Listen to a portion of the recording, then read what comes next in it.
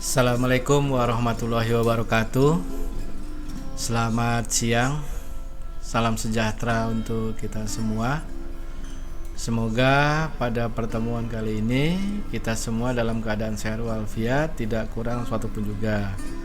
Di masa pandemi ini penuh dengan kekurangan, penuh dengan aturan, penuh dengan cobaan. Ya, namun semua itu apabila kita bisa lalui bersama, tentunya akan berakhir manis. Ya, kita terbebas, insya Allah terbebas daripada wabah virus COVID-19 ini. Ya, baik. Untuk mata kuliah interaksi manusia dan komputer, pada kali ini akan dibahas mengenai komputer multimedia. Ya, seperti bagaimana kita ketahui saat ini komputer multimedia paling banyak digemari oleh anak-anak milenial. Namun tidak kurang juga di era pandemi ini maraknya penggunaan berbasis kepada digital sehingga memicu untuk memenuhi standar komputer berbasis kepada multimedia. Sesungguhnya bagaimana komputer multimedia tersebut, kita akan coba bahas satu persatu. Yang pertama adalah spesifikasi komputer multimedia. Ya.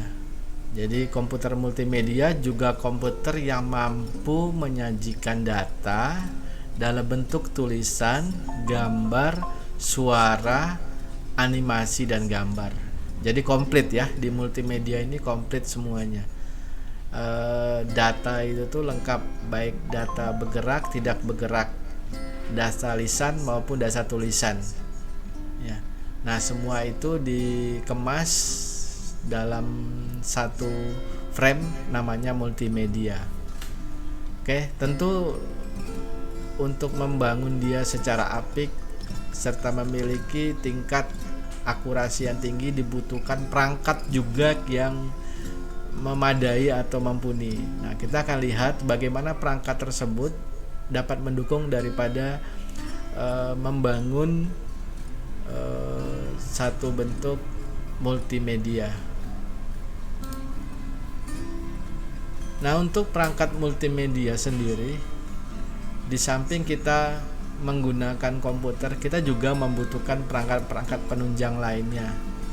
Ya, karena kita ketahui bahwasannya hardware itu terdiri daripada 3 komponen atau 3 bagian. Yang pertama ada input, ada proses, ada output. Nah, untuk multimedia ini semua komponen ini sangat dibutuhkan. Ya, ke tingkat daripada efektivitas, kualitas sangat menentukan daripada input, output dan prosesnya. Di sana ada speaker, di sana bisa juga menggunakan handsfree, menggunakan webcam atau kamera, ya, menggunakan mikrofon berbasis wireless boleh, kabel boleh, lalu ada monitor. Jadi monitor yang memiliki tingkat kerapatan gambarnya yang cukup tinggi. Juga kita membutuhkan keyboard, ya, membutuhkan mouse dan komputernya sendiri. Jadi semua bagian daripada ini sangat menentukan untuk kenyamanan seorang multimedia ini membangun daripada produknya, ya.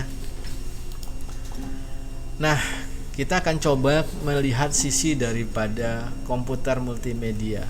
Jadi standar komputer multimedia itu kita mengikuti berbasis pada software. Jadi semakin besar softwarenya akan semakin bagus kualitas hasilnya. Namun hardwarenya juga harus yang mendukung, ya, dan informasi industri asosiasi. Jadi tentu tidak bisa kita paksa, bisa aja kita paksakan pada komputer yang sudah ada, namun sangat lambat, dan itu juga akan berpengaruh kepada komputer tersebut. Karena bagaimanapun komputer yang kinerjanya bisa biasa-biasa saja, harus dipaksakan bekerja untuk lebih keras lagi. Nah, ini kita lihat daripada tahun per tahun support terhadap komputer multimedia. Kita lihat pada tahun 1990, itu waktu itu masih generasi daripada 386SX ya, baru 16 MHz kecepatan prosesornya, 2 MB untuk RAM atau memori, 30 MB hard disk, MB ya, bukan giga ya, 256 color, 640 kali 480 megapikselnya ini untuk VGA video card-nya. Lalu menggunakan CD-ROM ya, CD-ROM ini ada read, ada write ya, biasalah ya. Lalu menggunakan sound card. Dulu belum ada onboard untuk audio input output lalu extended, belum ada. Harus menggunakan external card ya, external card itu kita harus gunakan. Yang lalu kita harus mendukung dulu menggunakan Windows 3.0 dulu ya. Sekarang udah Windows berapa? Windows 10 ya. Dulu Windows 3.0, 3.11, 3.10 sebelum masuk ke Windows XP ya. Nah, itu masih menggunakan Windows 3.10. Pada tahun 1993 sudah masuk ke generasi 486SX. Jadi tadinya 16 MHz, sekarang sudah 25 MHz. Jadi sudah mulai kencang. Untuk memorinya 4 mega. Lalu harddisknya dari awalnya itu 30, sekarang sudah 160 MB. Tadinya 256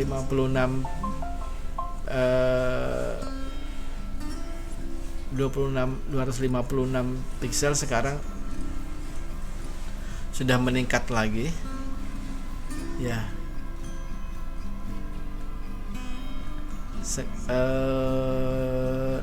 Dia mendukung untuk 16 bit color, 640 kali 480 VGA nya. Jadi masih lebih kurang sama lah. Kalau untuk monitornya sama dengan yang 990, masih sama.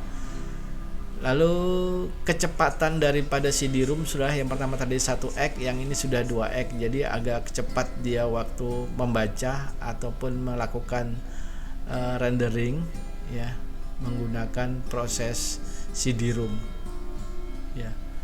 Lalu sound card kita harus gunakan juga card ya, belum ada onboardnya. Windowsnya masih sama, cuman situ sudah ada transisi Windows 3.1 ya. Itu di tahun 1993. Pada tahun 1996 sudah muncul Pentium 1 ini. Awalnya Pentium 1. Jadi prosesornya 75 MHz, Pentium CPU. Memorinya 8 MB RAM ya, 540 MB hard disk. Lalu videonya untuk sistem lalu menggunakan MPEG 1 hardware software Windows playback, lalu 4x CD-ROM. Jadi yang tadi itu aplikasinya sudah berbentuk MPEG ya. Lalu untuk CD-ROM-nya sudah 4x yang awalnya 2x. Lalu masih menggunakan sound card apabila kita ingin hasilnya maksimal 16 bit sound ya. Udah menggunakan Windows 3.11. Windows 3.11. Jadi udah mulai cepat dalam mengaplikasikan softwarenya. Pada tahun 2014 sudah masuk, ini sudah generasi yang sudah loncatnya agak jauh ya, dari 96 ke 2014 itu udah masuk ke Core i7 Jadi kita menghemat. Jadi di Core i7 ini supportnya tuh 8 GB. Jadi kalau seandainya nanti Anda pakai i3, i5, i7, disarankan menggunakan memori itu 8 GB DDR3 ya. Lalu kalau harddisk boleh masih 500 MB atau 1 tera ya, disk SATA. Lalu kita juga menggunakan digital alias GeForce, jadi menggunakan VGA eksternal atau opsional, jadi lebih mendukung daripada kinerja membangun aplikasi multimedia, khususnya saat kita melakukan rendering ya. Lalu juga boleh menggunakan DVD RW, tapi sekarang memang jarang penggunaan ini apabila kita akan mengopi ke cakram saja. Lalu sound card-nya output itu sudah 48 kHz 16 bit sound, jadi sudah mendukung daripada komponen yang ada di dalam motherboardnya sendiri, jadi tidak perlu lagi menggunakan external card. Windowsnya Windows 10, jadi ini udah lebih kencang 10 kali lipat daripada teknologi sebelumnya di tahun 2014 ya. Nah, ini kita melihat daripada komponen-komponen bagian per bagian daripada perangkat multimedia. Nah, ini kita mengasumsikan jika akan memilih perangkat per perangkat itu, yang pertama monitornya bisa menggunakan Asus PA249Q ya, tentunya LCD ya. Lihat dari performnya, penampilannya mendukung sekali untuk kerapatan gambar ya. Kalau casingnya biasanya ini identik dengan style ya. Lalu power supply ini harus cenderung yang mendukung daripada kinerja prosesor, kinerja daripada motherboard sendiri, kinerja daripada hard disk, RAM, dan juga VGA. Karena VGA sendiri itu disupport menggunakan konsumsi daripada power supply. Jadi power supply itu juga masuk ke semua komponen, baik itu motherboard, baik itu menggunakan hard disk, dan juga ke VGA. Jadi VGA disupport juga dengan power supply. Jadi makanya power supply wajib menggunakan konsumsi daya yang cukup besar. Di sini di referensi atau di recommended 600 watt. Ya, tadi ada ya. Untuk motherboardnya sendiri Gigabyte masih prioritas Z370 HD3, prosesornya Core i7 ya 8700K. Lalu untuk RAM-nya Corsair VGA 16 GB ya, minimal 8 GB, lebih bagus, lebih besar lebih bagus. Nah, kalau hard disk sekarang ada hard disk itu ada yang HDD, ada yang SSD. Kalau hard disknya HDD itu masih cakram, jadi membacanya itu masih berulang-ulang. Sedangkan SSD sudah berbasis kepada seperti kita menggunakan flash disk, jadi lebih besar akan lebih mahal ya.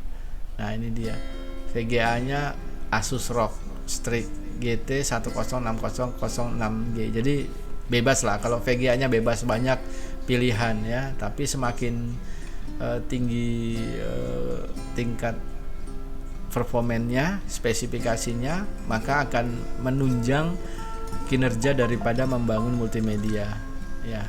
Semua akan diasumsikan dengan harga ya, dan harga tentu menyesuaikan ya.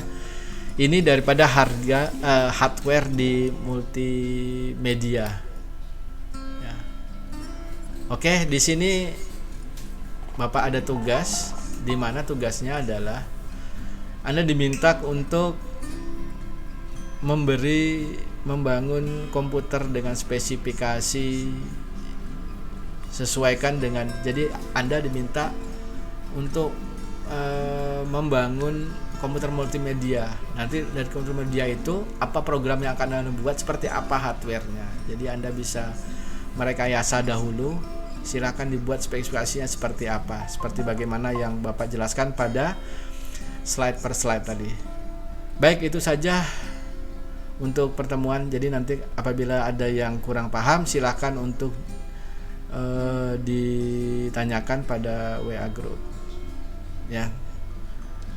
Baik, pada pertemuan kali ini Bapak juga selalu mengingatkan jangan lupa terus jaga protokol kesehatan, karena bagaimanapun juga sehat itu adalah mahal ya. Billahi taufiq wal hidayah. Assalamualaikum warahmatullahi wabarakatuh. Selamat siang.